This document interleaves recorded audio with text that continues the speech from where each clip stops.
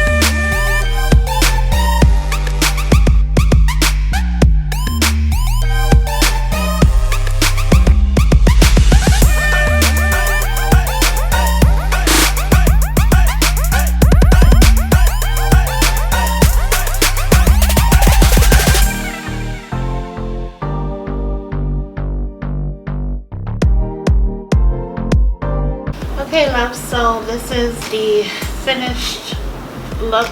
Everything is coated. I did 4 coats just to make sure that we covered all of the black. We're just gonna let it sit and dry, and then we're gonna do a design using the light gray paint that I have, and then I'm gonna seal it with a clear coat. So stay tuned for that.